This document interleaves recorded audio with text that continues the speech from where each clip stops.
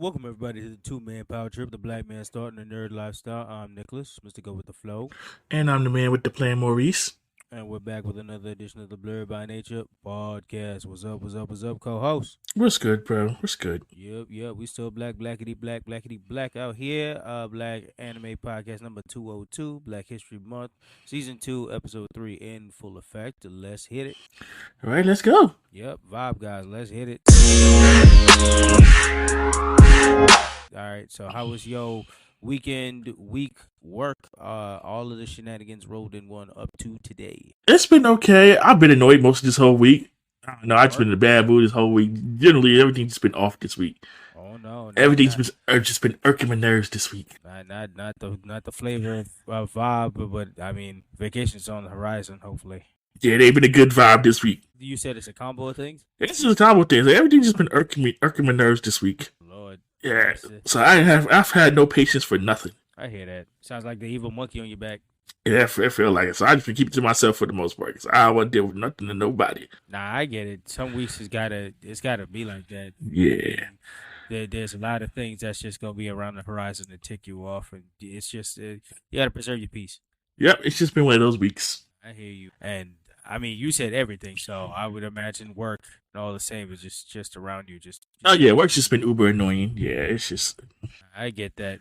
My supervisors had day moments here and there, and just people bothers just in general, and you know the people that ain't no better. Oof. Did grandma come back? Well, if grandma came back, I ain't see her. It's one of the perks of not being out there, lodging and charging. Grandma like, I know you out here somewhere, Nicholas. Keep him out there dealing with the mother niggas. But yeah, my weekend was chill. Last was me and Kenya went out for dinner around the area in the city and stuff like that. But we're gonna try. We didn't get to do the ice skate stuff at the time, but we'll see how the weather formulates and stuff like that. It's part 2 of our date stuff because we didn't get to see each other during Valentine's Day because Kenya was still in the city. Her 3-day hell trip in Javits. Okay. The business con. That just a whole bunch of crap that happened around there. Oh, so you didn't get to bust out your triple axle yet? Okay. Yeah, no. There'll be triple axle from somebody on Saturday. Yeah, you right. You gonna be me. I was hoping to get my Ninja Warrior on, but thanks to Javits, I don't think we're gonna be able to do that. So that might be safe for another time. But definitely, an actual midair Betsy flip might come from a captain of state there.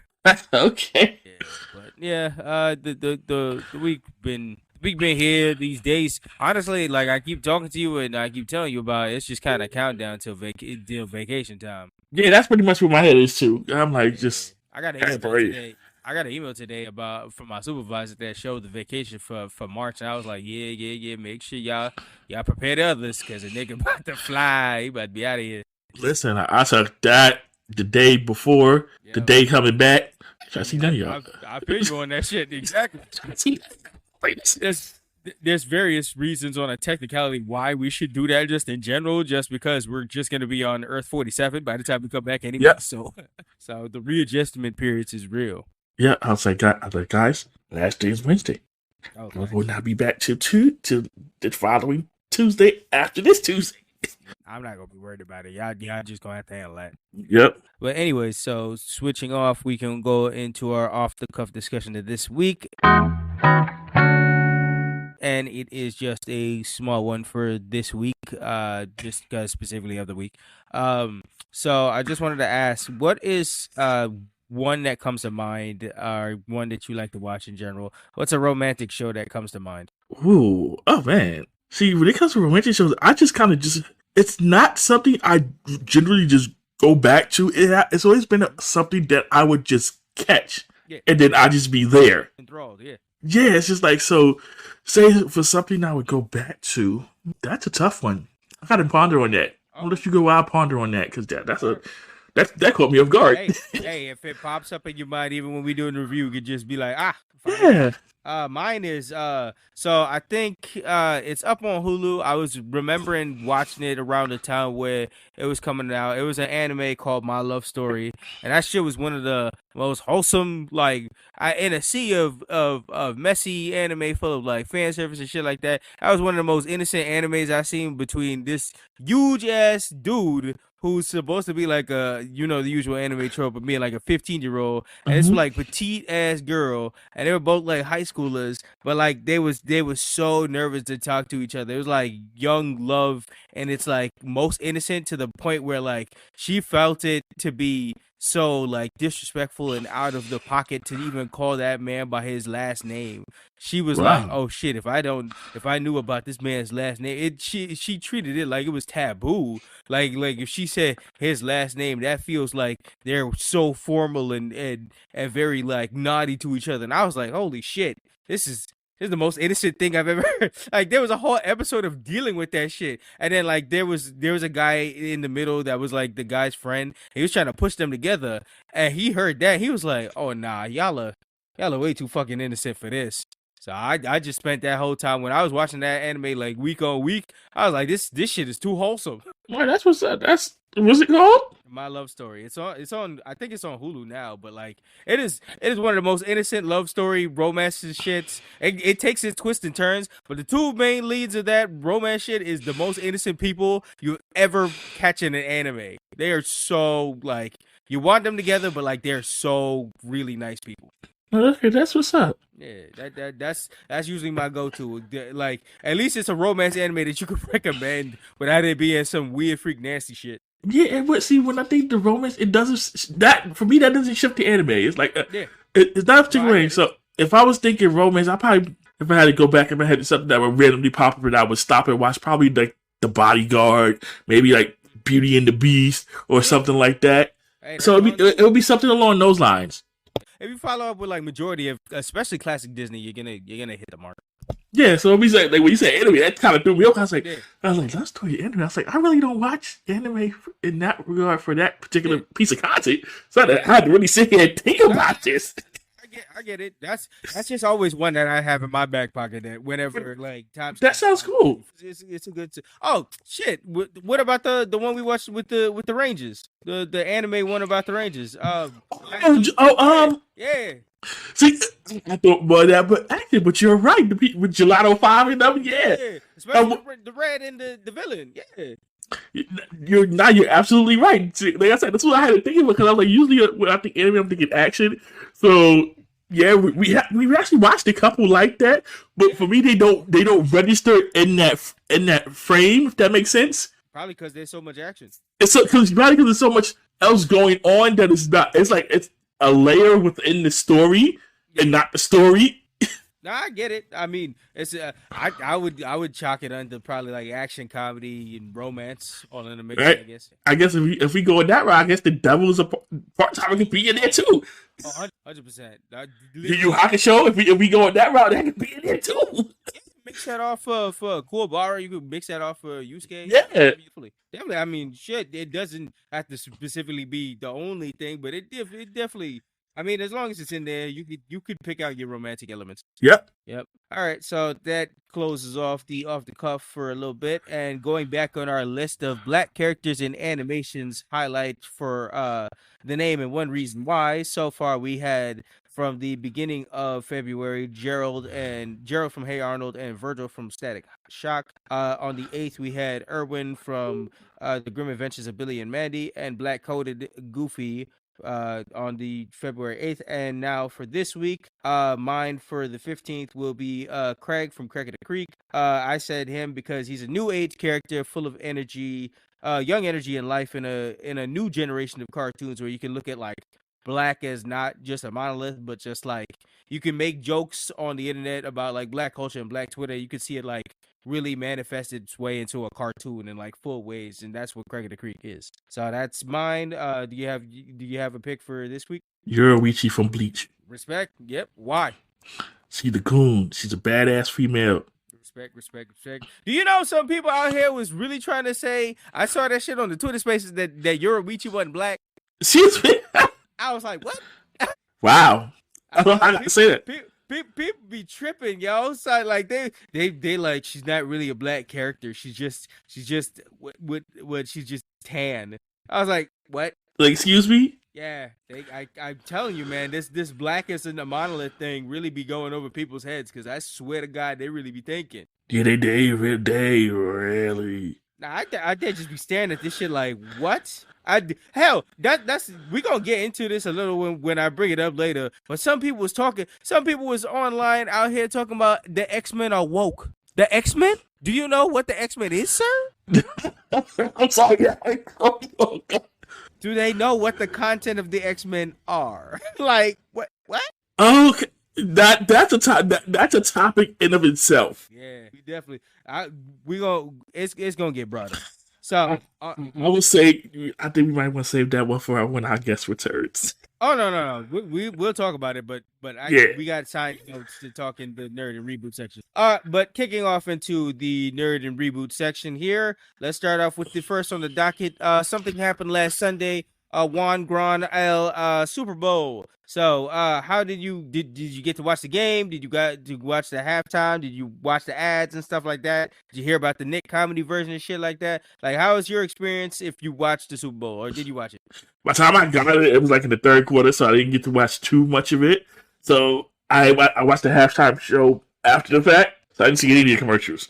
Say from what I casually saw online after the fact. So do you have, from what you saw, do you have like any commercials that kind of caught your eye that was interesting or anything like that? Nope, not at this point. Nope. All right. I didn't see too many of them. After seeing, after the Super Bowl, I always go through the sites and see like all the ones in general and see which one still picks out. To me, the Paramount one still hits. That one is still my favorite of this year in just general. What did you think about the halftime show? I enjoyed it. Yeah. Same here. Me and Kenya was out here grooving to Usher's classic hits and everything that he was doing, from roller skating to the big clock and everything. And then, Usher being a menace with Alicia Keys and shit. Yeah, and I appreciate her let her get her shine. Yep. Little John, Ludacris. Nah, like we was like Kenya was out here counting down the people, and when the people popped up, It was lit. Definitely a top halftime show performance. Definitely also felt short. Like they be moving them motherfuckers quick. I think he got 2 extra minutes, so he made it work. Hey man, shit. If you got extra minutes, I'm happy you got to make it work. Did you get to see the Nickelodeon version that was going wild on Twitter? No, I'm so annoyed. Funny. So annoyed. I never got to see that shit live, but man, all the clips that people were showing online was that show. First of all, we got to really give more like blessings to Tom Kenny, like the whole team behind SpongeBob, because they made a juggernaut that just can't stop. The way how they've infiltrated the Super Bowl this strongly this year has been something different. Having Dora give you play-by-play of what's going on in the game is fucking hilarious. Like Nickelodeon came out the gate. This was such a good idea. Yo, I wanted to see that. I was like, so like I said, by the time I got it, I was like, Bro, the jokes was running. The SpongeBob and Patrick, the little animation, because they was mocapping them while they was doing commentary, and they faces and the memes that's coming out of shit, and them turning all the celebrities into like fish versions of themselves and shit like that. Like, this was a production, and they went off with that shit, and they really did a great job with that shit. Yeah, I heard it was good. I'm like, oh man, I gotta go look back on it. I was like, oh. Definitely, because they shout outs to them. They was doing big things. They had many commercials. Mr. Krabs was in there was a sign, like somebody was like, Krabby Patties, buy one, get one free. Mr. Krabs pulled up on that sign. It was like, buy one, get none free. Like, Mr. Krabs. Oh my God, Squidward was missing the big game because he went to the bathroom and shit like that, and the line was super long. Plankton was destroying the field with a whole bunch of slime. Like, shit was great. Shit, they was working overtime on that shit. Even the Teenage Mutant Ninja Turtles was out there too. It's so funny. It's so funny because one of my friends asked me like, where's SpongeBob? I was like, why y'all Nickelodeon one? I was like, homie was on commentary. Homie was Big Michael Colin. Oh man, I was like, what? I think they did the 25 joke on Leonardo DiCaprio too. They was like, look, it's Leo. Yeah, we heard he don't date nothing over 25. I was like, yo, nah, this shit deep cut now. Yeah, I'm like, woo. Yeah, son, Now listen, was good. shout out to Nickelodeon. They did They did their thing for sure. And also during the Super Bowl, we had a couple of, in the mix of ads and stuff like that, we always got the good trailers and shit like that. And we have trailers all around. I think they're doing a reboot of Twisters. So that's one. They dropped the trailer for Wicked Part 1. And the big one that everybody's talking to that broke the record, especially because the Super Bowl was like, I think the most watched thing. I think they said the only thing that beat the Super Bowl of all time TV ratings was the moon landing. Really? That's wild, bro. Yeah, apparently this was the most watched Super Bowl of all time. Crediting it to Swifties and shit, but whatever. But away from all of that, the big ad, and I think the biggest one that Marvel had at that time that beat No Way Home or something like that trailer. But it is the Deadpool 3 trailer, aka Deadpool and Wolverine, which Wolverine will be a theme here to talk about on these nerd news. But nonetheless, nonetheless, that Deadpool 1 was the start off on Marvel's tremendous fucking week this week. So, yeah, did you get to see the Deadpool trailer? A little bit. I saw this one. I saw a little bit of. Got distracted, but I did see some of it. Boy, it is as Deadpool can be. That shit is showing out, and boy, is it everybody's assuming, and it looks like it's gonna be true, but it's gonna be a Deadpool kills the Marvel universe type thing. It's just gonna be in like Fox version of stuff. So, why Deadpool? Why to kill off the Fox version? And Fox has done a lot of mistakes. Hell, if there was a chance for him to kill, listen, if Deadpool 4 is him killing the Sonyverse, I'll be here for it, because apparently Madam Web is as dog shit as Mobius, as everybody. Somebody told me about. People are saying Madam Web is not even trying. It didn't even sound good. I was like, on the list of things that's coming up that I want to watch in theaters, Madam Web was not one of them. It was going to be one of those that was going to end up online, and that's when I will end up. But yeah, I was not interested. The second it said from the writers of Morbius, they already lost me. They've been. Oh yeah, I remember Morbius. Ooh. Craven not looking too hot neither, but we'll see how that rocks later on. And is it still coming out this year? I know shit got pushed back. So Spider-Man 2 was heat, and they already did the best Craven that Craven could be. So I don't know how the fuck this movie gonna drop. So good luck with the Craven, because that's part of the Sony verse as well. So good luck with that. Yeah, that's crazy. But yeah, so Deadpool trailer was lit. He going around the Fox universe, and it looked like he putting them niggas on ice. And we're gonna have Wolverine in that shit, so that should be fun. That's the starting of things. And then the next news on the docket, which will follow up on Marvel's good timing. Yesterday was Valentine's Day, and Marvel decided to hit us with a little picturette thing. And what a way of a fucking announcement. So they have announced the cast of the Fantastic Four, which has been. Bruh, this has been rumored, held off, calmed down, paused, all types of shit for like months. I'm talking about like they was trying to announce this shit before the strike started. So like this was cooking, and rumors was talking about shit for like a hot minute. So the four people we got, Pedro Pascal, which Pedro Pascal is in everything now. Pedro get his money. He is the Mando. He is Joel in The Last of Us. He is he was in Wonder Woman, so he was in one of the end of the DCEU. That was probably his calling card to get out. And now he's gonna be in Marvel's as the Marvel First family. It looks like from all the visuals we getting, and the director Matt Shackman, who also did WandaVision, this shit gonna be set in the 60s, and that man knows how to work a 60s. So that should be good. We got Pedro. We got old boy from Stranger Things, the dude who played Eddie, Joseph Quinn. We got the old boy who is cousin from the Bear. He gonna be the thing up in there. The Joseph Quinn is Human Torch, and ironically in the jokingness of it, Jessica Kirby, I think that's her name. She's supposed to be Sue Storm, which is funny because everybody jokes about it because Jack Kirby is the one who created these characters, and now we got a Kirby that gonna be Sue Storm and stuff like that. So you seen this? What do you think about the casting?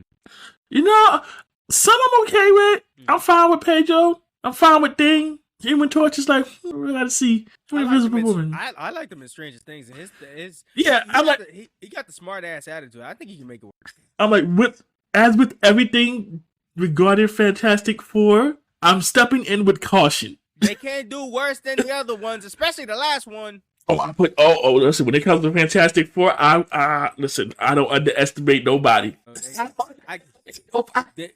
I know Marvel may have come out with some boo-boo, but they can't come out any worse than the 2004 is probably the highlight of that shit, and that shit wasn't even that amazing.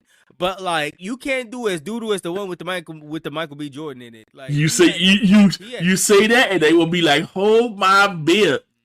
That was Fox literally like, yo, we're about to lose the rights. We got to make this boo-boo ass movie. That's that. Marvel took their time and carried this shit as well. Like, at least the poster and shit, the poster and the content we getting at least look better than the shit that they were selling us on Fantastic Four. It wasn't even the movie ended with them saying the fucking line. It was trash. Listen, we should be calling ourselves Fantastically. Thing was naked. Like, bro, things was the shit was weird in that movie. It was below the ball. That was beyond the ball. That was like, it goes the top one so far out of, and shit. I think it's even below the one from the 60s where they didn't even have a budget for Fantastic Four. I was talking about live action like 60s, 80s or some shit. Like, nah, bro.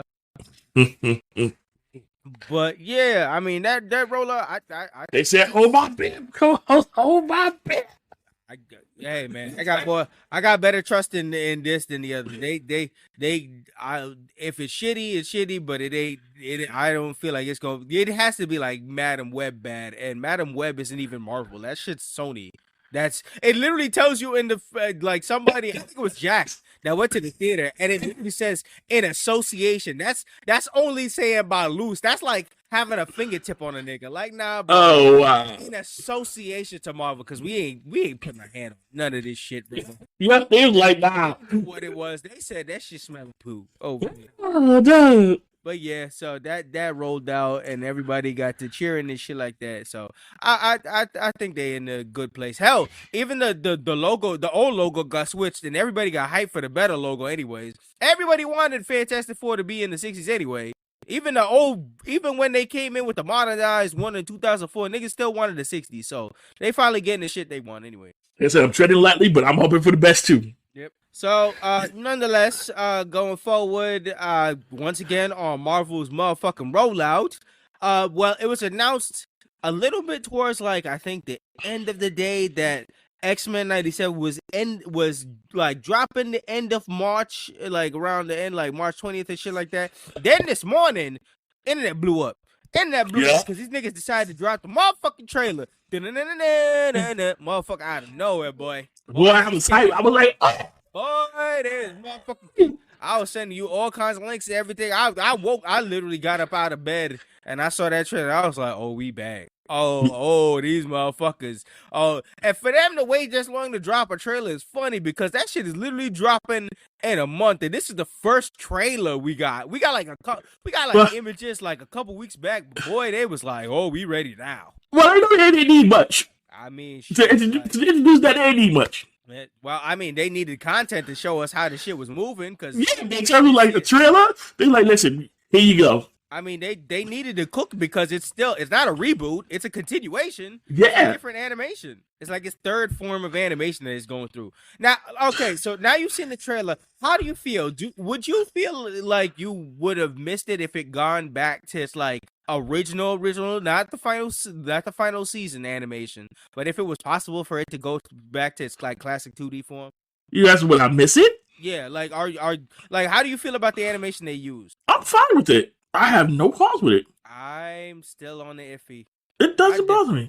You are the one that talking about with the Fantastic Four. I'm still on the iffy part of this stuff. Like the animation to me, especially that it's still 3D CG and the way that they were moving, like the action of the combat of the moving stills wasn't. But it was that scene with the helicarrier where they moved their heads and like it looked like nothing else was moving when their lips was moving. It looked so fucking strange. Because it's a continuation, I'm giving them some leeway.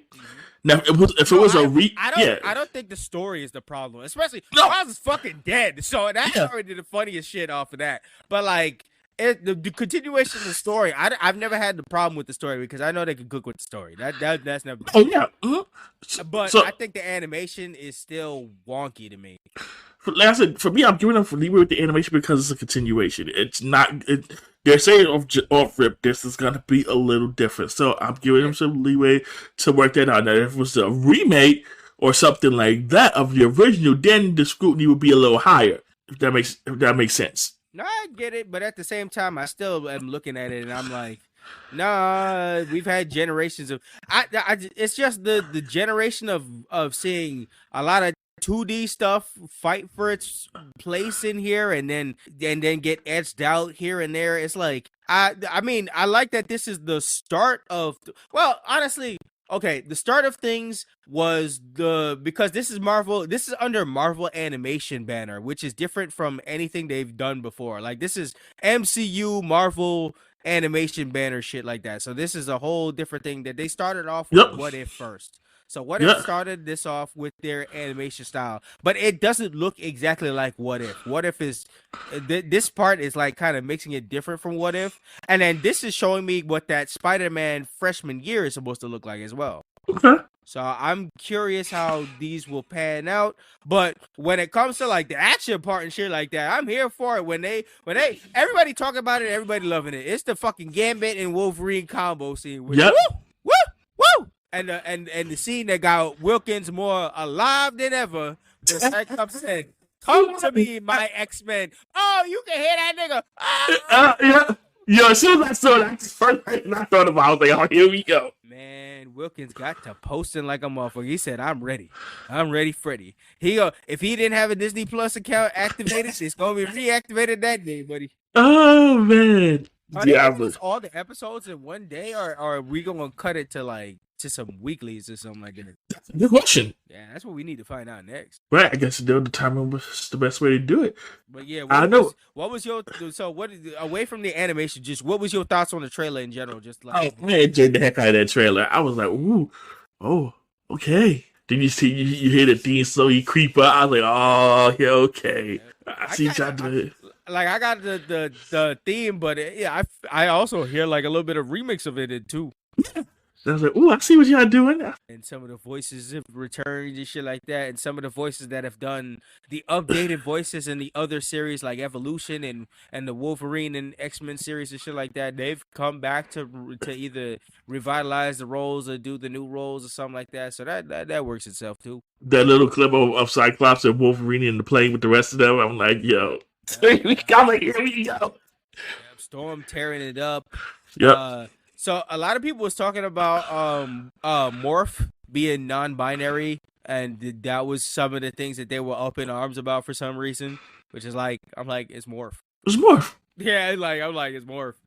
Like, okay, like if y'all didn't think it would be like if they like that, but like also the X-Men inclusion and like hello X-Men everything. Like y'all can't really. I don't understand how I've heard, especially on Disney Plus content, I've heard niggas complain about Proud Family being woke and X-Men being woke. Are y'all serious?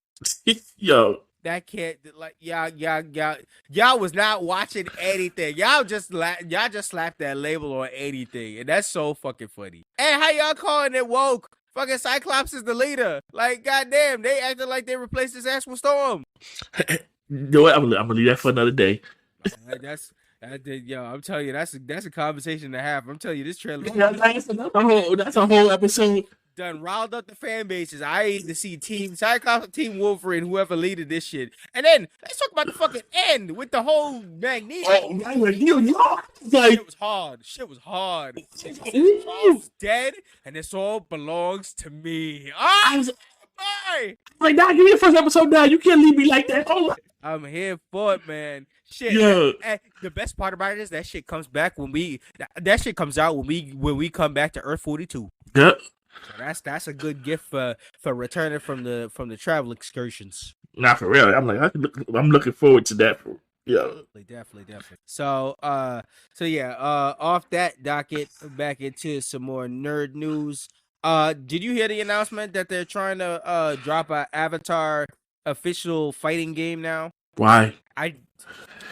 So this is gonna go into one of my other nerd news things because the new JJK game that came out I think this month is having the worst kind of reviews, and because of it, the Bandai Namco company they said they have canceled 5 games, and they are now looking into an overhaul of trying to fix their new future rollout of games because they finally realized that these platformers and what they're doing with the 3D or 2D fighter games with the anime properties and shit like that is not working. Boom. These games are basic. They're not working. They look ugly.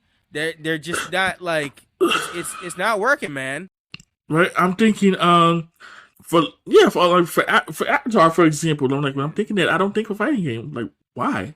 I guess they're trying to get a full roster of all the different people that you can play as. Let's bring that up. Stop putting anime games in that doggone queue. I mean, they're different genres. I'm tired of that. I'm just gonna rant on this a little bit because I'm tired of that. It's like every time anime, let's throw them in this fighting game. Let's throw them in this arena fighter. There are different genres that you can apply these anime properties to. Stop being lazy. I mean, well, did you see I think it was this week that they I think they said it's coming soon that we getting that Demon Slayer Mario Party game. Yeah. Sorry about my rant, but yeah, I just need to say that. No. That's fine. And I mean, this is something that you've thought of for a while. Yeah, it irks me every time I see it. Like, I'm like, but your thoughts on at least the Demon Slayer going into a Mario Party vibe? That would be interesting. Seeing Tanjiro. I can get my revenge on that Daisy with Tanjiro. I'm you know what? I'm kind of on board with that. Yeah. I mean, it could work out. I want to see how the sales. Daisy's a cheater. I want to see how the sales of that work out and put itself all together. That should work out pretty fine. I mean, if everybody's tired of like just regular fighting and stuff like that, the Mario Party should work. Yeah, and I'm not saying that you can't have a fighting game, but don't let that be the only thing. I know, yeah, exactly, and see how that works out in different. I mean, different animes could work for different things. Right, like I can see Avatar as an RPG. See, the problem was they've released Avatar games of different variations and stuff like that, and the worst part about it is none of them have worked out. None of them, all of them are kind of underrated or under budget. That's what my real fear is with the Avatar fighting game is. My worry is that this shit comes out as trash as the rest of them. They just released an Avatar RPG not too long ago, and that shit didn't work out at all. I gotta go look into that then. Yeah, shit's not working out for the. I don't know. Avatar genres in video games just haven't found its niche or whatever, or nobody's putting like the right amount of money towards to actually work in these games. So you think I'm looking at the series? You think it would fit? Yeah, no. But then again, you have to actually care and actually have to do it right, and not for it to be the cash grab and all this other good stuff. Gameplays is not working, or just everybody will just come around and say this shit look like PS2. Let's keep it a stack. Most of them are cash grabs. Yeah, of course. We'll keep it a stack. It's trending, and they try. Yeah, okay. We're just gonna slap these characters on this game. You see a DBZ game? Yeah. We just slap Avatar characters on that. Yeah, that's what we're gonna do. Yeah, and I can't work for everybody. And that's why I want to see these games. Hopefully, like they said, Bandai Namco will see what they can do and overhaul and work on actually differentiating their games going forward and shit like that. We'll see with that, and then with the Avatar fighting game, we'll see how people want to come correct with that shit. So they keep getting all these licenses. I think because they've had a household full of like these properties from the beginning. Everybody was like, oh, if you want to make a video game, it's probably easy by Bandai Namco. Yeah, because I'm just thinking, I'm like, if I had an anime property and then here come Bandai Namco and I see the boo and stuff that they doing, I'm like, no way. Bunch of stuff that didn't work out. So yeah, stuff like that. I was like, how do you keep getting these licenses, man?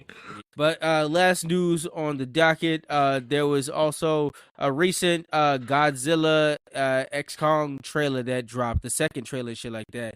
And between that and the Planet of the Apes and that shit going back to back, it looked like this summer gonna be they dropped the hero movies. The hero movies is coming out next year, but it looked like this summer it's gonna be run by the apes, baby. The big going gorilla. So, did you get a chance to see the Godzilla X Kong trailer? The second. First, so Godzilla's gonna be fighting the apes.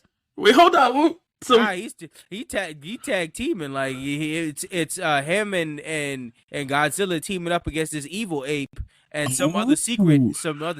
They was like they gave Kong a fucking power gauntlet, and he was punching through mountains and shit like that. And the evil ape was rapping out his whip and throwing buildings and shit like that. Like shit was going crazy. That shit looked. Wow. I don't care how stupid that shit is. I will be there, baby. I'll be watching the monkeys go wild. Planet Apes, get me. The Godzilla X Kong shit, get me. I'll be in the theater watching that shit. Listen, I'm here for the random destruction. I'm here for the animal destruction.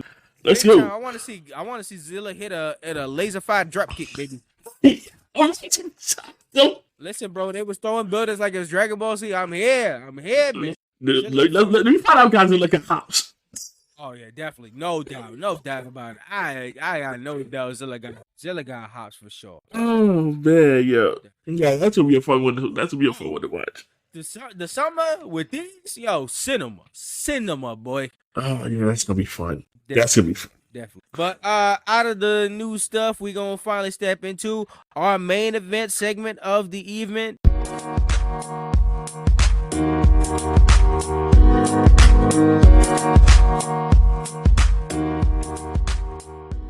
The main event, we back on the comfy couch, back in the Black History Month. We doing it big. We're doing it with a classic comedy out here that changed the game.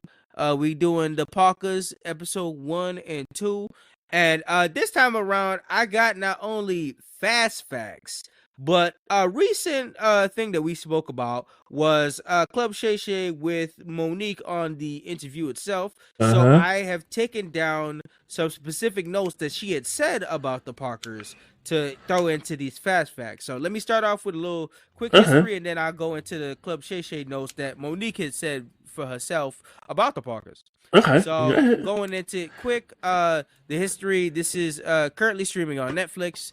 American TV sitcom aired on UPN 9. Oh, how we had the blackity black. From August 99 to May of 2004, with 5 seasons and 110 episodes. The show had won 4 and nominated for 11 NAACP Image Awards, nominated for 1 Young Artist Awards and 5 BET Comedy Awards. Basically, you could boil it down to a low-income mother and daughter go to the same college to better lives and hijinksing shoes. So that's the breakdown of the fast facts, and now getting into the Club Shay Shay info that came out of Monique, what she said. So basically, she was breaking it down. She said it took less than 90 days that she got onto Hollywood that she got her own show. So she's been on Hollywood for 90 days, and she got her own show, which was the Parkers. And in that time, like in that total time of its run, she wasn't told that the Parkers was in syndication after the 3 years. After the 3 years, she was new to Hollywood, so she couldn't negotiate a better contract. But they had her doing promo work after it was already in syndication. So she didn't know after like 3 years, 3 seasons of a show, you could negotiate like a better contract, make more money and shit like that. So that was. It's all Hollywood playing the game and not trying to tell you no information to better yourself at the time. Obviously, nobody was knowing and shit like that. Internet was prevalent and stuff. So she had described the show as a Laverne and Shirley vibe with her and Contis for sure. So in 2004, with this show and to 2009, so even afterwards, where the show gets played on TV with reruns and stuff like that. With TV reruns, the show made in general by 2009, the show made $800 million, and was told by the company that housed the show in general when they did an audit for the show in general back in 2009. They were trying to convince both Monique and Contis that the show made no money. Wow. Yeah. That's fucked up. That's bullshit. That's fucked up. So so from 2009 all the way to 2024, which in 2009 it was worth $800 million. In 2024, they're still trying to convince Monique that the show made no money. That's wild. That's wild, especially with it being on Netflix. That shit crazy. Exactly. I'm like, what? What? So she said the show cost $65 million to make. And the last year of filming in 2004, so the two leads, her and Countess, made about 55,000 a piece per episode. So the last season had 22 episodes. So in calculation, overall for their final season and how much they worked, they made about a little bit over $1 million that final season. So for 22 episodes, they made $1 million out of that supposed fully like 800 million that show made. So they made fucking chump change. Yeah, for real. So in retrospective, I put this down. So Friends cast, after a while, they were making $1 million per episode. So yeah. And that was another hit show, which also the Parkers were. They told them there was a hit show, and they came through with the ratings and shit like that. But like, imagine that. Like, there was, and you know how many episodes Friends had and how many seasons they had. At a certain time, these niggas was making $1 million per episode. Yeah, that's crazy. That's crazy. Wild. Yep. So she said they didn't know to fight back for it then. There was 2 black women. They just didn't know at the time. She also explained that she didn't have to audition for her to get that role as Nikki Parker for Moesha. She said she was just gonna pull up. They was gonna run the camera and they was gonna see how she fit the role. They had to create the character, and they created the character, and it worked out. Yeah, Hollywood definitely took advantage. They said there was no official pilot of the Parkers, as we see. The pilot was done off the show Moesha, where they finally put a person to the character they've been building on the show as Kim's mom. So when she pulled up and she made her appearance on Moesha, that was basically the soft pilot for a show. And Loki branched off the spinoff. So at the time the Parkers was filming, this is once again another thing where you don't know, but she was parking way far out of the parking lot for the studio and shit like that, and she didn't know at the time until her coworkers found her. Like, they was riding around in golf carts and stuff like that, asking her why she was walking all the way to set, where she didn't even know she had her own parking spot. Wow.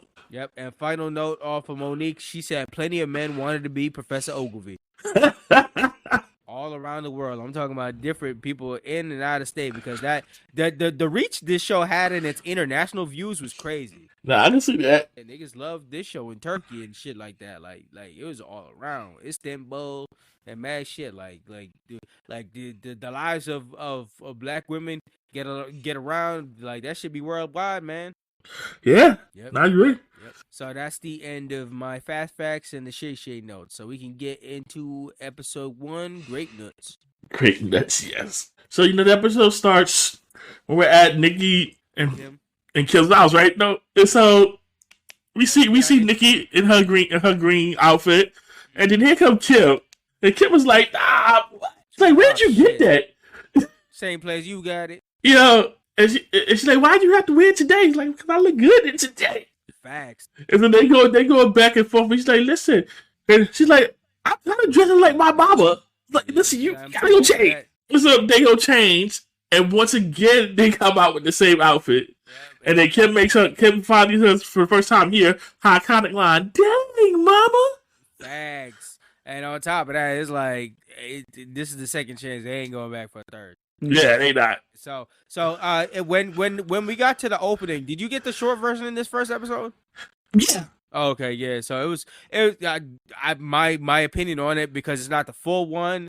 It's quick and to the point, I guess. It's their pilot of a pilot, pretty much. Yeah. So I guess they just wanted to try that out. So we'll have more opinions on pretty much the next episode. Yeah. We cut into the episode now. So at this point, they're at the college. They're at Santa Monica College. Yeah, specifically the credit union area. Yeah. So it's rush week. So, they're looking at fraternities and sororities to apply for. So they're looking around. Yep. Yes, Steve. Yep. And so they're having a little banter about the sorority and stuff like that. We see Kat, right? And Nikki, she's just looking around. Just looking at, which one I'm going to join? So, they're looking around. And And then Kim was like, what are you looking at, Mama? It's like, are you really trying to join the rush? She's like, yeah, I'm in college, ain't I? Yeah. Like, I'm a college student. It's like, but you're an old college student. Yeah. And I'm like, oh man. Yeah. Nah, hold on, but real quick, Stevie had a nice joke earlier because she was talking about the Greeks promote elitism and stuff like that. And Kim's like, I don't even know what that means. Yeah, yo, Kim, I'm just like, Kim, that's like if you didn't already know Kim from Moesha, that's pretty much sets the stage. Yeah, but it's like if you knew Kim on Moesha, it feel like by the time you reached over to the Parkers, Kim was even more like slowed down even more. Yeah. So in that case, it's not surprising if you watch Moesha. It's not, but like it's also like a step even further down. Yeah, it is. And I'm like, me watching it back, I'm just like, where are we going with this? So, and then Nikki, go ahead. Yeah, Nikki's like, listen, I'm making this. This is my second chance, and I'm making the most of it. And then they see the fraternities, and it's like, Steve's like, the fraternities are for men. He's like, okay, like, we going over here. Yeah, Stevie says they look at the XXX fraternity over at the side that got the men, and Stevie says they only interested in men, and they said, well, so are we. Yeah, and off they went. So at this point, we get our intro to Professor Ogilvy and T, and then boy, Nikki and Kim. Yeah, they was backing it up on them. Like they saw Kim had me dying because she saw the XXX. She was like, "Oh, y'all nasty." Right? Took me out. Shit, Nikki trying to freak on the professor as usual. Yup. Just watching this back, I'm like, ooh, Nikki, you problematic. Listen, man. We only on the tip of the iceberg in this episode. Oh boy! Yeah, so the professor says he explains that the fraternity is actually named KKK, and he's the advisor of the chapter and stuff like that. And T said he is the sergeant at arms. And Kim got her horny on. She was like, "You can be sergeant at arms, legs, and booty." I'm telling you, boy, you watching this is just like, ooh, that these roles were being reversed. Oh yeah, no, definitely. Ooh, man. I mean, it was different at the time because this is the only time they was really doing it like that though. And they had T and Professor Ogilvy trapped. Like, and Professor Ogilvy like, here, over there, go. Yeah, they was like, check our sister sorority, right? And Kim trying to find out where the girlfriend sorority, and Nikki want to be in the wife sorority, right? Send their asses over to the AAA. Alpha. Yo, when they sent them over there in their first interaction, oh my goodness. Yo. When they said, hey, I was like, oh, no. Nah, Nikki had me weak with that shit because she said, oh, if we join, do we get free towing? And that you gonna be one of them. And so now, she's over here describing the sorority. They said they one of the oldest sororities and they're good at academics. And Kim was like, oh, so like academic, like, this is my cue to exit. Like, oh, shit. She was about to leave until she heard, they said, did you hear our parties are tight? And Kim was like, oh, I'm back. You talking my language? I'm back. Old lingo alert, man. When I heard, our parties are tight, I was like, boy, I ain't heard tight in a minute like that. Yo. Now, what took me off guard was Stevie chimed in. Oh, yeah. Nah, Stevie, that shit had me dying because Stevie was wondering why they don't talk to her. And the head lady, she was like, why would I? Nikki said, Nikki came over, she was like, she got good hair. Yo, bruh. First you say, yeah, Stevie was like, and old girl was like, the water fountain's over there. I was like, oh. Stevie was barking back with the quickness and shit like that. But like, this was also a time when, I guess, the phrase Becky with the good hair is a funny term of endearment, but this was back in the time where we would just see white people and there would be a term of standard for good hair and stuff like that. So like that one went into like two different bags with it. It was funny, but it was also another bag in that. And old head girl tried to persuade her to go over. Oh, she's like, you want to try one of the other sororities? And she's like, nah, I like AAAs because I'm used to getting them. I was like, oh, okay, Stevie, I see you. Yo, Stevie had a time. That's how you proved that Stevie had black friends. Oh yeah, definitely. Stevie was ready, and then she goes into the whole. Then she starts describing how you become a member of the sorority, how you start off as a grape. Yeah, and I'm like, She said you start on the line, and Kim thinks it means online. They got a chat room, and she said on the chat room her name is Chocolate D-La. Right. Now, son, Countess back in this time with her Kim. Yo, that quick wit is hilarious. Okay, and he's like, yeah. She was like, okay, hold up, let me explain this. And she's like, listen, this is online. This is a trial for y'all. Yep. So she's talking about it's gonna be a hard time, and Kim going to her mother. She was like, "Yo, Ma, do you really trying to join?" I mean, she said it's gonna be a hard time. You kind of old to be maneuvering, and Nikki not backing down off that shit. Nikki's like, I'm crazy. She's like, it's gonna be mad crazy. Nikki's like, I am crazy. Yeah. So test me, and they go back to the head lady, and she promises fun with an optimal flip, and when she promised fun, that shit turns into an army line. Oh yeah. So they start singing as they come in and stuff like that, and they make their chants, and they all line up in a line as head sister call them out and stuff like that. And yo, the fucking nicknames that they have for them. Oh man. First of all, Stevie, her name was Grape Chardonnay, which had me weak because the wine is white. Yeah, yo, it took me out. Bro, these are the type of jokes when I was watching the park, and that shit would have gone over my head. But like her being called Chardonnay had me so fucking weak. Took me out, and then Stevie's like, "Yes, big sister, I wish I looked as good as you."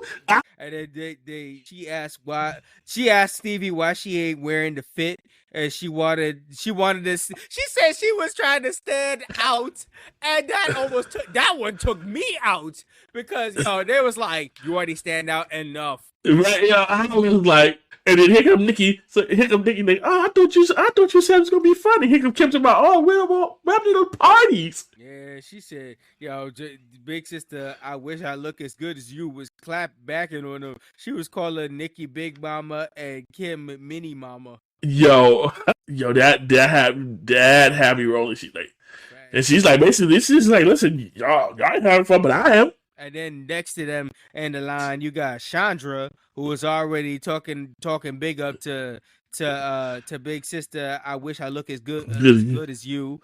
And then right in the line, I even wrote it before they even said it. I said Chandra's already kissing ass. Yeah.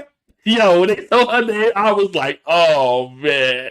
Yo, like from this point on, her name is Kiss Ass in all of my notes because like in the middle of that, she was like, what's your name? What's your name? Grape?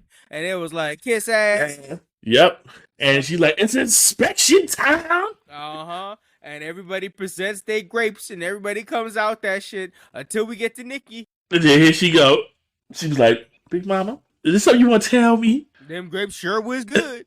And everybody laughed. It's like, that shit was funny, man. And she's like, well, since you're so fond of eating, you and your line sister can prepare me a feast. Nigga, this shit, yo, she was getting outraged with that shit. She said, I want to eat. Well, damn, I want to eat like you. Yo, that took me out. Like, motherfucking out. I was like, the audacity, nigga. Yo, shit. Yo, the head sister had moxie, my nigga. Yo, every time she got a chance to come with Nikki, she took it. Kiss Ass tries to speak up, but they all sisters, so now they got to be quiet till she returns because Nikki ate her shit, so they got to reap what they sow in the punishment. Yeah, Kiss Ass tried to get out of it. She wasn't having none of it. So head sister dips out, and that's when the professor pulls up, and they give him a whole big chant, and they call him Brother Fine as Wine. Yep. And they do a lavish introduction, which goes into an aria towards the end where Monique's like, hallelujah. Yo, I'm just cracking up at this point. This shit great. Yo, first thing Professor Owen, he rolled up, he laughed, because he's like, oh, look at this. They said, got the whole song and dance. Yep.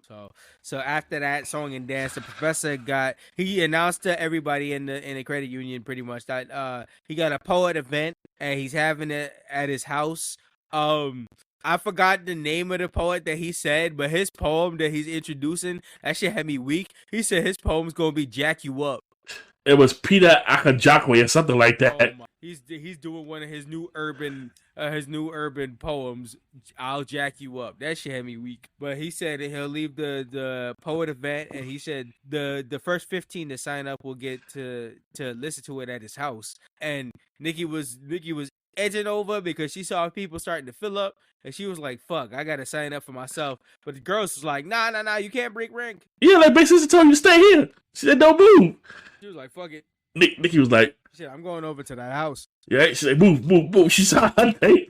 She really bulldozed after out of like 3 people. Yep. So we switch back into that, and we head over to the house where we see the girls doing Stevie's hair like she going into Baps. Yeah, and and then when they show Stevie, and I'm like, oh no. They was doing the functions. Kim had the spray, had everything. She even asked for the scalpel. Stevie was like, "Scalpel?" Right? Stevie's like, "I can't balance my head." And so Nikki's in the kitchen cooking. We see, her neighbor Des. Des comes through, which I barely remember. Des I remember only due to the fact that she was there for like the early first season, and then they switched out with Yvette. Right, so Nikki is telling her about the whole sorority thing. Yeah. Dad's like, "Why are you doing that?" Like, listen, she's like, "I thought I'd fit you as a sorority type." She's like, "Nah, I don't even get along with my own sisters." Yeah, that's Drew for understanding, man. Respect this. Right, and they're like, "Nah, we can't eat until Big Sister get here." Dad's like, "Nah, they ain't got nothing to do with me." Dad said, "I already don't like you," and leaves. Right, and then so they get there, so they get a ring at the door. Here come Big Sister here with her goons in the hey. Big Sister violated and split personality.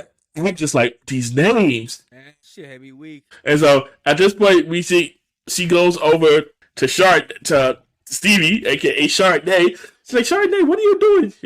And Stevie's like, "Just trying to keep my head on straight." And then so she thinks she's joking. And I realize that she probably moved to the left one time. She's gonna fall over. Yeah, facts. And everybody laughed, and that gets Big Sister in a tizzy and shit like that. They like, "Oh, word, all right." So if you think you're so funny, she asked them to entertain her, and boy, shit. Yo. This is where you get to see, like, when they send the Laverne and Shirley energy. That's where it comes in. Yeah. This scene right here. If this was like the perfect catalyst. This scene looked like the perfect way to sell the show. And they start beatboxing. Kim starts spitting. I'm like, oh my goodness. Yeah. And they look at him like, oh, the big sisters boo them. Yeah. And I said they a bunch of haters. Well, you like tell spit personality. And I'm like, what? These names. I'm like, nah, they. So Big Sister gets up and she realized she says she heard from a certain grapevine that Nikki broke rank. Oh, we know who that was. She was trying to defend herself and shit like that, but she was like, "I was trying to sign up to Professor Ogilvy's stuff for education," and Big Sister said he's fine, and Nikki lost it. She was like, "Yeah, girl, shit, you know how it is." Right, and then she'd say, "Oh, you want to?" Then she starts telling about the special assignment she got for them. It's like, "Yeah, I want y'all to get a good picture of the professor in his drawers." I'm like, bruh. Yeah, hey, yo, here comes Kim wondering how they all gonna fit in his drawers. What? Yo, Big Sister was like, you know what? She's like, you know what? I can't. And here comes Kiss Ass trying to kiss ass again, and they shut her up real fast. You know, she was too through when she left the food. They're like, "Yeah, we out here. I don't even want the food no more. I gotta go." Oh no, she's getting a migraine. So then they go. Then they AAA themselves up out of here. Yep, and then the online grapes get to plotting. Kim said, "I know you're mad, but it's time to get crazy." Right, you can tell Nikki about fed up. She about fed up with Big Sister. Man, she was trying to veto this whole thing, but Kim was like, "If you in it with us, so it's time to work now." That's like basically listen. She like that shit, man. You have to see me outside. Oh, big time. She said, "You got but one more time." And Nikki, like you said, Nikki ain't down with none of this in regards to Professor Ogilvy, so they had to convince her. So they come on, they're like, you crazy. It's like, it's time to get crazy. Yep. So we do a switch over to a scene of Professor Ogilvy's house. The poet reading has just finished. And it was like, there's some Asian chick that was trying to like rub up on the professor. She was like, I was so excited and titillated by the poem. I was like, damn, girl, you horny. Right? I'm like, which student is this, my nigga? Damn. Listen, he looking right like, get your number. He's like, listen, I'm all out of cards. Yeah, she just gives him the number on his hand. Right? She said, call me. I'm like, oh. Which the lore of this number is something else, but we gonna talk about it. Whew. So he hyped. Yep, he hyped, and then he getting ready and stuff like that. And he closed the door, and all you see is Nikki stalking the professor from the window. Yo, dead ass. Yo, I'm telling you, problematic. Listen. This, if it wasn't played for laughs, if it was a different kind of music, this would have been the spookiest shit ever. So she waiting by the window and shit like that, and the professor goes to go change and go hop in his bed, and she covert hiding out and shit like that in like different places in the house. She was outside, and then she made noise, and then he go check outside, and he go close outside to go make change, and then she like heads inside. Like it feels like a whole covert ops that she trying to work. Now, sidebar, can we talk about the professor? He gets home for a day of being a professor, and what he's gonna do? Go watch Jerry Springer. Listen, before all that, I wanna talk about his whole living situation, because he went to go change. It was a fast change. He in his shit, and then he goes hopping in bed. But I said, is his bed, living room, and kitchen all the same setup? Because his bed was in the corner of the living room setup with the kitchen stuff, and I don't know if the room that he was in was a closet to change out. Like his bedding situation is kind of strange. This is likely a studio. Yeah, definitely, without a doubt. Which goes even funnier on his professor salary. I mean, that definitely means he ain't get paid worth of shit. I take it either two ways. They give him the apartment for free. It's while they're on campus, and this is his apartment that they signed him because he's a technical professor there. Or it was cheap. Yeah, make it work. You make it work. So back like you was saying, he went in there and he said, "I got to watch my Jerry." So at this point, Nikki. At this point, once she's closest because she weighs the rest of the grapes in. Hold on. Even before that, the episode of Jerry, that shit had me dying. It said the episode on the college professor and the students who stalk him. And all you see is the blind switch open, and you see Nikki staring intensely at him while he watching Jerry. Even though this nigga can't see that in the court. Like, that would I would have felt something. The way she was looking at him, like, yo, if she was covert ops trying to kill a nigga, bro, she would have. That was a look to kill. I'm telling you, looking at it today. Yo, I was just like, spooky. It's hella spooky. So yeah, later the professor's knocked out, kind of, I guess, naked in the bed. I don't know. I guess Nikki's seen all that shit because she didn't move from that spot at all. She was slowly getting, sleepy and shit like that. But Professor was long knocked out since then. Yeah, for real. But now she doesn't mature. I think she was watching the rest of the Jerry episode. Yeah, she was. But at the same time, she was still staring at this nigga watching. Like, it was something else. It was dramatic. Oh, definitely. That's So after all these hours and stuff like that, she finally lets the other sisters in, and I was like, damn, son. Imagine. I hope it wasn't cold that day, because all of them was standing out there for hours. This nigga had to go through Jerry and everything, fall asleep. Well, they ain't Cali, so it shouldn't be. But wasn't a marathon. Yeah, but at this point, Kim puts the earplugs into Professor Ogilvy's ears. Like, mic check, 1 2 1 2. Yeah, that shit had me done. They were like, Kim. And then the professor starts to wake up, and they all scatter. And then Nikki, I keep this note. Kim passes Professor Ogilvy's phone. He's like, "Thank you." He's like, "Hello," and he got the earplugs in, so he can't hear you. Yeah, he's like, "I can barely hear you." Like, he speak up. He's like, "What?" He's like, he goes to hang up the phone, and Kim hangs up the phone. He's like, "Thank you." Oh, back to sleep. His sleepwalking was a powerful drug. Yeah, like Nikki said, "Yo, this is too close. We need to get this picture, get up out of here." Yup. And then Nikki goes to check, and she's like, "Yeah, we can take a picture of him and his drawers and shit like that." And she's like, "Oh wait, goddamn, he ain't wearing none." Like, yeah, get up here first. It's like, "All right, we gonna take the picture just like this." Yo, Kim said, "Let me see," and Nikki said, No, I don't know where you get that from. Yo, like, buddy. It's so funny, because she had the earplugs, then she had the glasses from when they took the picture with the flag. And before she put the glasses on, they took the picture and then hang roll with cheese. I'm like, bruh. His sleepwalking state is bad for. And then So Yeah, so after that, they like, let's get out of here. And like Kim's like, hold on, I got some work to do. So she takes his hand and I guess she changes the number on his hand. Yep. Yo. So that's another lore that I'm talking about. Like, so that man, I guess, didn't write the number down anywhere. He didn't wash his hand the whole time. Like, he just went and changed and just had the number there the whole time. Because it looked like she changed the number on the phone, so the number was still in his hand. That whole time he ain't sweating no nothing, no. Yeah, I'm like, coming off. And then, yeah, like I said, then Nikki took the earplugs and the sunglasses to my call me. Yep. Yeah, this whole thing is sus.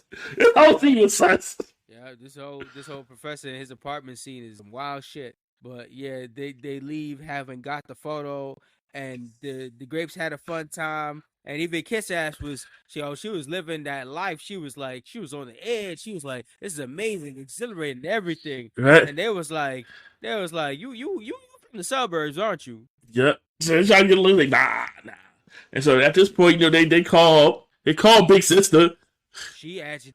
Right? So what you call me for? And they was like, bam, look at the photo. And she was like, oh shit, what the fuck? Why'd y'all do this? So this better be good or some grapes will get stopped tonight. I'm like, excuse me? So Nikki gives her the photo and she's like, what is this? What you asked for? Right? And she's like, I didn't think y'all was stupid enough to actually do it. It's like, you know how much trouble we could have gotten this sorority into? Yep. Right? And she's like, you know what to do. And they were like, shut up, kiss ass. And then here go Big Sister trying to assert her authority. And at this point, you know what? Nikki was like, you know what? I had it with this heifer. Nikki about to be some ass. And yep. she had the head sister shook. Because then she started ragging on her shoes and her. So listen, she's like, you know, I'm tired of you. She's like, nobody come in my house and it's supposed to be in my shoes. So Nikki read the sister for filth that she drops from the grapes. Yep. And then everybody's getting called outside in the line. I still with it. And you start to notice Kim start to head out, and Nikki wasn't feeling that shit at all. She was like, Kim, you're not gonna stand by your mama?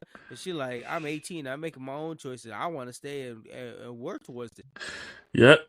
Kim goes to the last night. She's like, if you ever call me Big Mama again, you're gonna get a Big Mama beat down. She had that poor girl shut. I was like, ah. That's when she had to run out. Yep. Yeah, she's like, nah, you and your grapes gotta go. Kim said she's staying and she heading out with despite Nikki's wish, and she wants her full support because she 18 and she having fun. And when she leaves out, Nikki like, damn, I gotta go change them locks. Yep. She's like Kim was trying to tell us, like, I'm having fun. Like, peace out. Yeah, like I said, this the dynamic in general was just interesting. Oh, it's funny. It's funny as hell. So I would even attempt to make this work. Like just thinking about this. Oh, it's one of those wacky things in the studio that somebody was like, "Oh, let me pitch this and see if it works," and then it gets greenlit, and they're like, "Oh shit, all right, we got to actually work on this." Yeah, imagine you being in this situation, this story. Like which situation? This situation, being on campus with your parent. Oh, I'd be. I mean, I guess you can say the same thing for an extremely goofy movie. Yeah, I mean, that's what I'm thinking. I was like, I don't know how to make this work. We gotta be on completely different sides of the campus. I can't see you. We can't live together. I mean, I'd keep it the same. Like I was with like God cousin and stuff like that. But like we went to study and we had like different paths and stuff like that. So it's like. There's a way to kind of you would be in the same center kind of, but like you'd have to like play avoid pretty much. Yeah, like I said, I'm definitely like you got to be on the other side of the campus. You know, pretty much. I can't see you. Live with you. Oh, absolutely not. That's space and time for people to get to know their own group. Right. Yep. So back into the episode, we switch over. Des came over for some milk. She is that ultimate kind of neighbor that just be pulling up out of nowhere. Yeah, for real. I guess she's their high king. Yeah, pretty much. they were trying their ways out through people. But yeah, so Nikki looks stressed over the Kim decision, but Des sets her mind right and shit like that. She like, yeah, that sounds right for an 18-year-old trying to map out their own world. She has the right to do that. Like, yeah, like it's college. She's gonna do what she wanna do. Facts. It's her story. Yeah, she's trying to finish the story. Like, remember, this is your second run. This is her first story. Yeah. So Kim comes in as already a full member of AAA, and Des supports it. And Nikki like, and Des like, yo, you better get right with your kid. I'm just thinking about this. Nikki got a nice spot, all things considered. You got what? Nikki got a nice spot compared to Professor Ogilvy's. Oh, yeah, definitely. She got a nice washer and dryer in there. Looks like she got some space. Again, that makes the professor's spot look something even more. Yeah, and we talking about the student versus the professor. Right? So like, And speaking of professor, and next scene we get to Professor Ogilvy. It's the boy. He still supposedly has the number on his head. Oh yeah, wait, real quick before we hit back into Nikki and Kim talks about it, and Nikki says she supports Kim and her ventures for AAA, and she happy that she part of that. Then we cut to the end bits, and that's where we get into the professor stuff. So he's called the number that's on his hand. Of course, she knows Nikki's number now. Yeah, but he ain't. And she's like, "Hello, who is this?" She's like, "Professor Ogilvy." Like, "Hey, Professor." It's like, "No, habla inglés." And son immediately goes to watch his head. And I'm like, nah. Transgression of what happened because Kim. It's a whole day. That's what I'm saying, my nigga. What are you doing? Why are you not washing your hand, or at least putting this number on paper? Because he checked his hand again. I was like, bro, how long has this shit been on your hand? More questions than answers, bro. More questions than answers. Yeah, that nigga nasty. But nonetheless, going into the credits, we got the bloopers of the episode, which I always enjoy. I enjoy a show that put bloopers in their end credits. And then the bloopers have me cracking up. Definitely, that closes out the show. So, what's your final impression on the first episode? Problematic as fuck. Funny, problematic as fuck. I definitely agree on that. I said mine was first episode had a lot of. It had a lot of story in this first episode for sure, and wildness. But what stands out is Kim and Nikki. Truly, they are a great comedy duo like no tomorrow. Def would move forward just off of their comedy chops alone. It's problematic, but this shit is also still funny as fuck. It definitely is still funny. It's so funny because I remember watching the first run back then, and yeah, this was jokes and hilarious. Seeing it now as an adult, I'm just like, oh shit, it's still funny, but it's like, damn. Full arc of Rush Week and everything, like that's right. Like damn, they made it work. So that's what's up with them. So we can go ahead. It's a case of one of those show. It's a case of a show being part of its time period. Well, yeah. I could guess. Yeah. Yep. It's one of those shows that fits in like perfect storm. It was where it was. Everything worked. Yeah, pretty much. Yeah, like could I see the Parkers being what it was in 2024? Probably not. Probably not for no. All kinds of liberties and shit like that out. But this, for its time, is hilarious, and we gonna keep going. Yep, let's go into episode 2, Scam Straight. Scam Straight, yeah. So we're back. We're back at the student union. And this first part resonated with me so much because they out there getting books. Same here. That ringing of that cost of books, man. That's familiar as hell. And so Kim giving it her book. She's at the desk. She's like, okay. The guy's like, Visa, MasterCard. He's like, no, mama. And she's like, yo, get out of my way. And then Kim was like, Nikki's like, yeah, with the way these book prices are, you think Oprah Winfrey will come and read us to us? I'm like, listen, I felt this in my whole soul because the book prices in college, man, listen. They kicked ass. That was terrible, man. I'm in the wrong profession. I need to go write me a textbook. Agreed. Cause bruh, the way the prices are, and I'm like, man. And so the first card, got declined. He's like, nah, this ain't working. Then you give him another card. He's like, nah, the machine is getting angry now. Hell yeah, feed them trash, you gonna get your ass. Yep, and I'm like, she's like, and Nikki's like, hey, yo, Kiss Ass is over here going in. Yeah, I was like, oh shit, all right, so Kiss Ass is back, and they yeah, I'm like, oh, is he going in? She's like, I can't believe Mr. Roy is. I was like, oh, and then Nikki tried to pay. She's like, oh, I guess they didn't get my payment. I'm like, and Kiss Ass was like, yeah, well, you need to mail them first. And Nikki was like, yo, you don't know nothing about me, bruh. Yep, and then she checks that handbag. She sees a stack of bills that I guess need to be paid, and she was like, mail these for me. Yeah, she's telling Woody, she's like, yeah, I'll write you a check. He's like, all right. And then she sees her purse, she's like, oh shit. I need this shit. Run to the check cashing place fast. Right, and then here we finally get the full intro. Yes, which is fantastic. The bop, the everybody dancing, like yep. shit is popping. Yeah, it's a whole vibe. It fits the show perfectly. So I'm like, yeah, this is it. I was like, okay. Like, we're the Parkers. I was like, okay. Simple, nice bop, to the point. Yo. Works on all levels. So at the point after the intro, we're back. They got their books, and Nikki was like, "Listen, bro, these books took us out." She's like, "Listen, I figured I need a second job, and you need a first job." And Nikki's like, what do you mean? Like, mothers take care of daughters. It's like, you had me, I ain't have you. I was like, yeah. And she's like, get over here to this job, boy. I ain't playing with you. And they looking at the job posters. I remember this. Yep, job posters on walls. Yep. And another reason why this episode resonates with me is because I think this was probably like sophomore year, and I had took a job as a telemarketer because it was the only thing at the time I could fit in my schedule. Right? I think I stayed on that job for maybe like 2 days. It was horrible, bruh. It was so bad. I was like, I felt my soul cracking. I said, I can't do this. I don't know how y'all do it, but I was like, nah, this ain't it for me, bruh.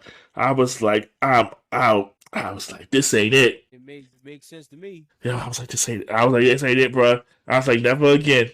Yeah, so this episode, I was like, ooh. I was like, oh, I remember them days. Like, don't take me back. Shit. So at this point, you're looking at the job posted and stuff like that. And you're like, oh, this looks interesting. I'm like, oh, uh-oh. And then here comes the professor. I'm like, oh, this is gonna get interesting. Definitely. Huh? It's like, make good money, right? And so they was going over the first one that they saw, and Kim was like, oh, this sounds like phone sex. I'm like, it was like, I don't think that shit's on the up and up. Right? And then here comes Professor Ogilvy near your show. Hey, Professor Ogilvy. And he's like, hi. And Nikki, of course, press him like she always do. And she's like, Nikki's like shooing Kim away. She's like, okay, that's my cue. And she's like, listen, I gotta dip to San Diego for a little bit. My dog should have fell through. He's like, I was looking for somebody to watch Bruno. And it's like, and she grabbed it. It's like, yeah, that's me. It's like, it's only $10. It's like, yeah, that's me. He trying every way to get out of it. He trying to put it on the board. She snatched it back. I was like, oh man, he's like, yeah, I ain't going up in there. You're not about to get me caught up on live TV. And then she's trying to negotiate because he really wasn't trying to do this at all. And she's like, okay, fine, I'll pay 10. He's like, all right, you get 15. Back up off me. Just back up off me. And he's like, she's like, your dog will be in good hands. And he's like, well, I ain't in good hands right now. He's like, oh, I'm out. It's like Bob Parker. Right? And then here come Kim talking about, that man don't want you. And it's about like, my man want me. She's like, hey, T. And then, out of all people, right? So Kim is talking about, Nikki, my time is done. Out of all people, so Kim goes over to talk to T, and here come Kiss ass. So about, you want to go out? And she's like, hell yeah. And they pull off. Kiss ass the man. Yeah, and then Nikki's like, did you get all that? I was like, yo. And then we're back in Nikki's house, and the neighbor is back. And then Nikki's asking her, you remember that money I let you borrow? And she's like, yeah. She's like, you're looking at it. I'm like, oh, she do a little twirl in her outfit. They been wearing the money. Yeah. But so Nikki was like, yeah, you need to roll up on my money, bro. Roll up on my money. Right? And so at this point, then Kim comes out. They got a little banter. So at this point, Nikki is waiting for Professor Ogilvy and Bruno. So she getting all ready. She opens the door. She sees Bruno with a note in his mouth with his dog food, and you hear, and Professor, he didn't even get out of the car, bro. He hauled ass. Vroom, vroom, here you go. Yeah. With a note and everything. Yeah. Then she's like, don't bite me, I'll bite you back. And then she tried to read the note, but it's partially eaten. And I'm like, oh boy, I'm like, this should be interesting. She's like, there's some things you these notes. Like, I can't believe the rest. Like, I can't. And I was like, oh. And it's like, yo, Des, you watch the dog, right? Like, yeah, we gotta go. Yeah, like, so off rip. Like, we gotta go out and do jobs. So like off rip, they leave the dog with the neighbor. Yeah. I'm like, bruh. I was like, well, this can't be good. So then next thing we do is we get to the new job. Yeah, they've been on a hunt and a search all over. Yep. So Nikki was like, but Kim, what did we learn for the last few jobs? Stay away from the door when they about to hit you from closing. I'm just like, that's where they take a comedic level step. Yeah. Away. So at this point, we meet Stu Pappas. Yeah, Stu Pappas from Karmic Connections. Right. It's a psychic hotline. Yeah, she's like, listen. She telling Nikki over here telling Stu how it is. Like, listen. She's like, listen. We here for a job. We need bread, bro. What you got? You got? This job has already broken the secret rule that says if you have a job and it's not any interview evolving or stuff like that, or the interview first is what it does, they hired the short staff do about for something.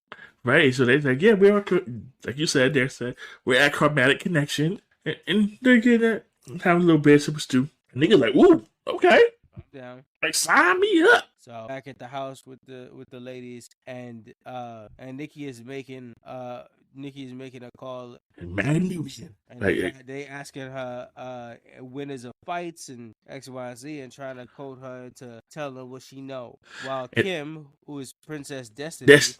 Yep. No, you said that was like you already said. Yep, that was Princess Destiny. It's like you got the dime, I got the time.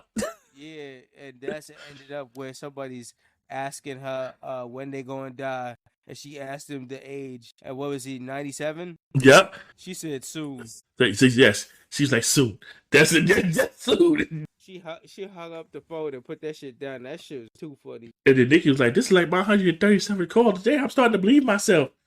They got plenty of calls, and this one is coming up for Kim, who's T, and he basically he tells him away from Chandra pretty much and pushes him in a way because of her outfit. She should be. Yo, this one took me out. T couldn't have nothing. Yo, T could. Yo, he's like, yo, listen. She's like, listen. She starts with a K, ends with an M. And he's like, really? He's like, you sure? It's like, all right. It's like, bet. Yo, T. Yo. Kim maneuvering that while she worked. Yep. Yo, that whole stage had me cracking up. She's trying her so hardest. After that, we got a Miss Agnes. Yep. Like, oh, hi, Miss Agnes. She goes to it. She's like, oh, your husband didn't contact you today? It's like, did you go get your mail? It's like, see, that's what he tried. And at this point, then we see Stu. Yep. They pulled back up in the Stu's office, and he asked if he could get the original check back because he wrote them even a bigger offer. Yep. So look, I got a bigger check for you. Take this one. Like, listen, she's like, grab your jacket. We going to the BMW dealership. I'm like, oh, wonder how much that check was that Stu gave him. It'd be worth something, I'll tell you that. All right. I'm like, you going to the car dealership? I'm like, hey, how much money he gave y'all? I tell you, at this point, boy, when they went to go have to get that stuff and the books and stuff, they was like, nah, we good this time, homie. It's like, we got all our stuff. But boy, I'm watching all that. It's like, oof, all that money for that stuff. College life. And homie was like, what y'all do, rob a bank? So they get back at the credit union, and Kim all dressed up to meet T in her fit. They talk about, talking to psychics recently and XYZ, and then like she stayed right by him, and he ain't know the shit. And nothing, bruh. His head is just as empty. Yeah, for real. And she's out here describing it. He's like, the second time we was gonna meet a girl with your exact same outfit, and that's freaky. I'm like. Broken homeless, and she spent all her money on the psychic hotline. And Lisa Wong, the reporter, calls whoever's out scamming the elderly. And like, Madam, yeah. It's like, woof. It's like, Madam Nubian, you should be ashamed of yourself. So pretty much in response, they go to pick up Miss Agnes, who is still waiting. Anyway, so now Nikki is feeling bad, and I'm like, ooh. And they kept just blow her whole spot. She's like, oh, mama, thank God they don't know you're Madam Newbie. And I'm like, Kim. She almost started a mob right there. Right? And like, the nigga's like, yeah, I feel bad. Miss Agnes is broken, homeless. And Kim like, I never spoke to Miss Agnes. And she's like, come on, you about to get your chance. I was like, okay, all right. They go to pick up Miss Agnes, who is, she's still waiting on her dead husband, but they pull her in, and now she's staying with them for a while. Yeah. So in the middle of Agnes, as Agnes' stay and stuff like that, we see the dog Bruno. Yeah. And he just looks dead on the couch. Yeah, like Bruno dead. I'm like, oh. Agnes said she's seen this before. Yeah, the fact that she added said, yeah, I've seen this before. I'm like, what? The two, they panic over, and Nikki suggests mouth to mouth, and everybody was like, yo dog. Yep. They said, oh, y'all gonna do me like that? All right. And then she's like, Nikki helps. They nope. She's like, Kim, nope. Agnes helps. She's like, Agnes was like, you got more air than me. I was like, oh. It's Agnes with the claps. Woo. And he's like, and she's like, oh, I'm not. Nikki was like, oh, I ain't doing that. Kim, stick him in a hefty bag, and then Bruno just pops up. So in the middle of this, Bruno raises up, and Agnes said, "Yeah, same when it happened to me." Yeah, I'm like, oh man. So Agnes has officially taken over the house because multiple things started happening, like the phone company calling and said she spent $700 worth of minutes. Yep, Kim ain't liking it. She's like, yo, when is she leaving? She used up all the hot water. She started dipping my closet. Very freak nasty shit that's happened with Miss Agnes and stuff like that. And she tried, like, after the first big fail, Agnes tried to dip out after leaving the door open, but that didn't work. Mm-hmm. Like, yeah, Miss Agnes is draining all the resources. So in the midst of all this, the time has passed and the professor is back, and he knocks on the door to pick up his dog, and Nikki's worried at the time because she opened the door and he's looking around for Bruno and stuff like that. But he also Yeah, he's like, he just kind of passes out. Looks like they dead. And so they're looking for Bruno. Yeah. And the next thing you know, we see Bruno in the dryer. Yeah, Bruno straight in the dryer, type shaking.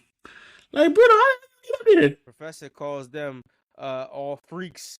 Yeah. And Nikki said it depends on which one you looking for. Right? It's like, how did this happen? It's like, I guess they used the bounce. I'm like, yo. Agnes said, Agnes, when they was all chatting after the professor leaves, and and Bruno hits his narcolepsy one more time, and he has to pull him out of there. But after they leave, Agnes was like, "Yeah, I put him in the dryer because I accidentally pushed him in the water to begin with."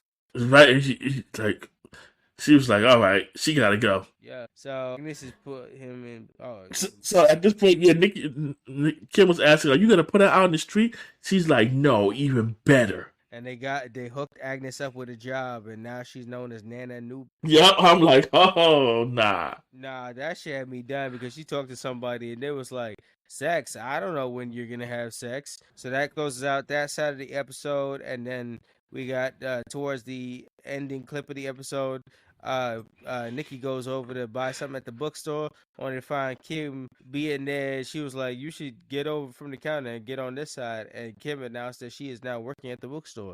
She's like, oh, yep, so Nikki's proud of her, and she's like, said, listen, you looked off me all my life, this time it's my turn, do my shit. I'm like, okay, Nick. Okay, Kim. So Nikki tries to buy something, but Kim asks for ID. Yeah. Nikki gets offended, and she says, "Let me show you the 19 months of stretch marks I got from carrying you." 19 months. She's like 19 months. Like, I still need to see some ID, bro. Damn, 19 months. Shit. All right, and come around and Kim like security. And then we got bloopers in the credits again to end out the show. So, what's your final impression on episode 2 and the show as a whole? And would you recommend and continue watching? Oh, yeah, I definitely continue watching it. It's still funny, no matter what. Yep. It's still funny, problematic but funny. So I would definitely continue watching. Yeah. So same feels on the show in general in the second episode. Oh, definitely. Still creepy but enjoyable. Yes, sir. That's it for mine. The show is wild and wacky, and these ladies trying their hardest shit. It's funny and extra, and would recommend the show for its wackiness and funny bit of like leads to take it to its next level. My conclusion for the show, I said absolutely would continue because some things don't age well. Obviously, most jokes that bounce off the two of them work the best. Like, it's really their dynamic that really puts the glue and hold it all together, shit like that, because they are hilarious. But, like, outside of all the psychotic shit, I mean, like, this worked well. Oh, it's so funny. I can imagine you be a Professor Ogilvy. You know, imagine you coming into work every day. You gotta look over your shoulder.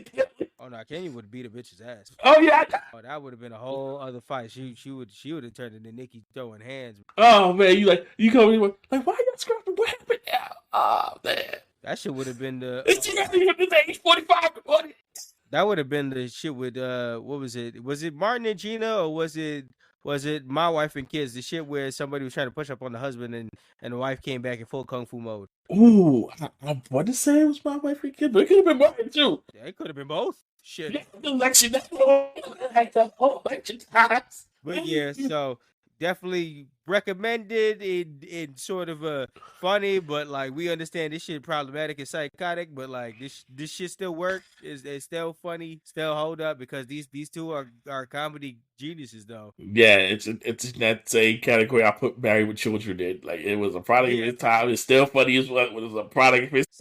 yeah, that closes off our books on the Parkers, and going into our preview for our next review episode. Next review episode, we will have our guest with us. The homie Jordan will be joining us as we tackle on the premiere date of it'll be the first episode. We are tiptoeing into this shit. It'll be the live action version of the Netflix Avatar: The Last Airbender, episode 1. Ooh, boy. That'll be something. This is gonna be a test. Here we go. Pan out. So yeah, that'll be next week. Yeah. So we got an email set up at blerdbynature@gmail.com, Facebook and Facebook, IG, and Threads at Blerd By Nature, Twitter /X at Blerd By Nature, nature spelled N8TURE. Co-host, hit us with the YouTube. You can find us on YouTube by searching for Blerd By Nature Podcast. Our guest episode with RX Superstar. And any final notes before I hit the outro, co-host? Nah, we good. I was just the next episode of the Parkers was on the screen. Oh boy, yeah. Oh my goodness! And I was like, Tommy. Shit's a mess, man. Shit's a mess. But I gotta say, yep. Yo, I can't wait. Talk about another messy thing that they gotta handle as well. Because right. Did you see Jean was pregnant in that shit? No, I did not. Oh, yo, yeah, there's an image where we didn't even get to oh my god, this will definitely be reviewed on because we definitely to talk about the fits. I swear to God, I saw Scott in a turned out hat and shit like that, and I saw I don't know if it was Gambit or Scott that I saw in a Daredevil style do rag and shit like that. Like, bro, we got to talk. Yeah, that's gonna be a review tour. That's gonna be a good one. Jean having a baby and shit like bro, there's so much to talk. Like if that triple threat wasn't only problematic as it was. Yeah. That could be a podcast in itself right there. Facts. But yeah, so I'm gonna hit the outro. So thanks for joining us today from Black Thought to Nerd Power. This is Nicholas, Mr. Go With The Flow. And this is the man with the plan, Maurice. And this was another edition of the Blerd By Nature Podcast. Thank you for listening, everyone. And until next time, peace. 6 claws down. Peace. Combo.